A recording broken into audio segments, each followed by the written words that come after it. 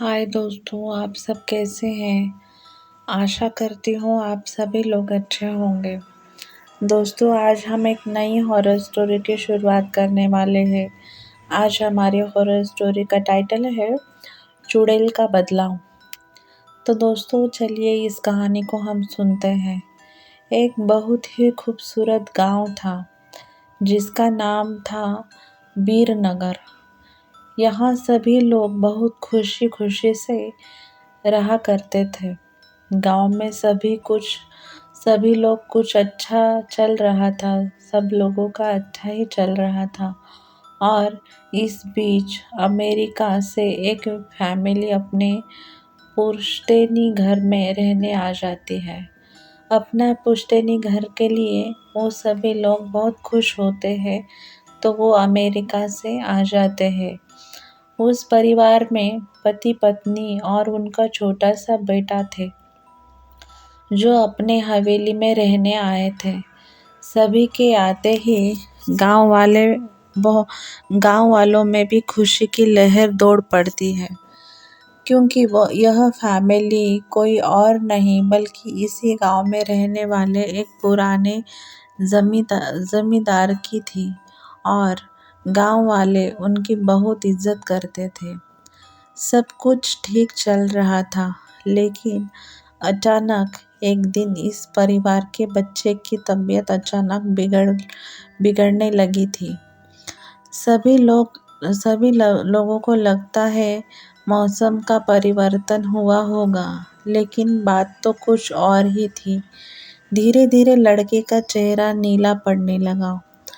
आनन फानन में परिवार ने डॉक्टर को बुलाया, और डॉक्टर को भी कुछ समझ में नहीं आया, तो उनके पास में ही बने एक हॉस्पिटल में उन्हें स्वास्थ्य परीक्षण के लिए आमंत्रित किया, ताकि बच्चे की बीमारी का पता लगाया जा सके।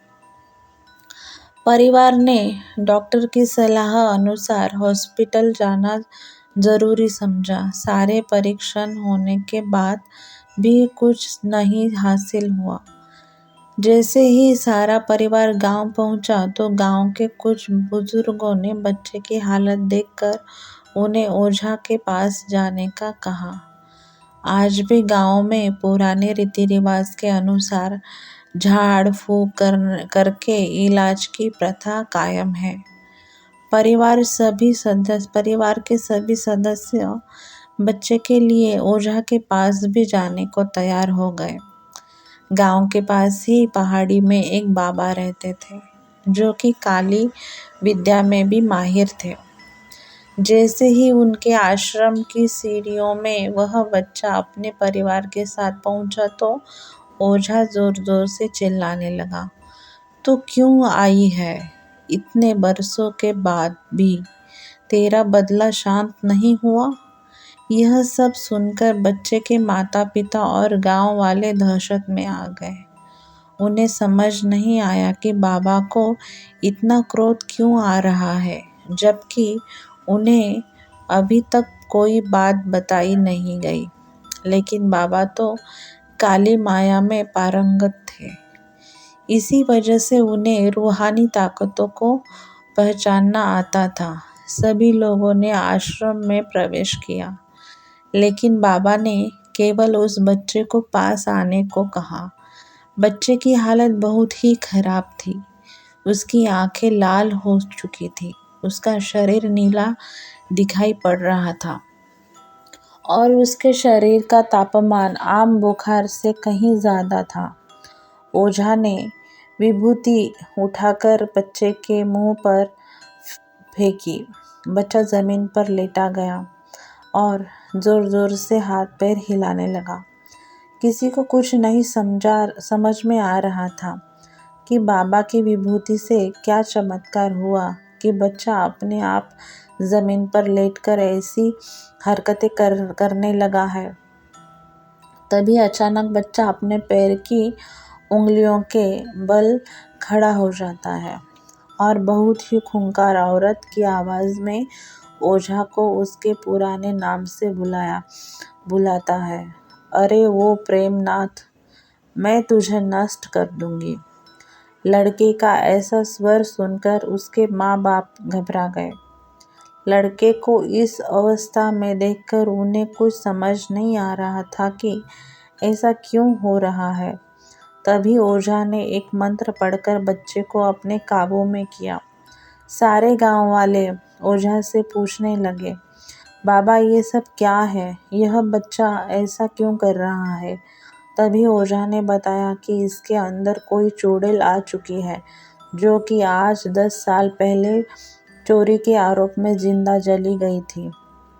उसे ऐसी सजा देने वाले कोई और नहीं बल्कि इसी बच्चे के दादाजी थे, और वह चुड़ैल अपना बदला लेने इसीलिए आई है क्योंकि वह गर्भवती अवस्था में जिंदा जली थी और उसके कोख में पल रहा मानुस बच्चा भी जल गया था। इसी वजह से वह उस वंश बच्चे को भी दर्दनाक मौत देना चाहती है ताकि उसका बदला पूरा हो सके। ये सारी कहानी जानने के बाद उसके परिवार वाले ओझा के सामने गिड़गिड़ाने लगे और अपने बच्चे की जान की भीख मांगने लगे।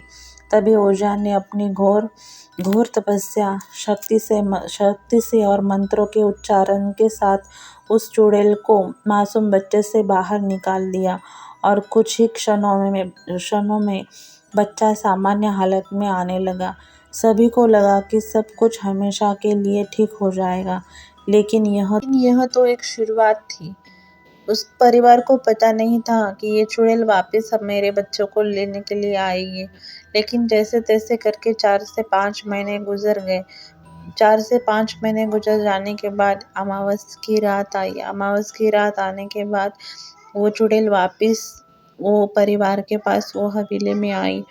फिर वो घर पे आने के बाद उस चुड़ैल ने वो बच्चे को जान से मार दिया और उसके चुड़ैल के बच्चे के मरे हुए बच्चे का बदला उसने इंसान के बच्चे से ले लिया। और इस तरह इस कहानी का अंत हो गया। दोस्तों, आपको ये कहानी अच्छी लगी हो तो आपने हमारे चैनल को सब्सक्राइब नहीं किया हो तो सब्सक्राइब करें, लाइक करें और आपको कहानी कैसी लगी कमेंट में लिखना ना भूलें। कल मिलते हैं एक नई कहानी में। दोस्तों, धन्यवाद।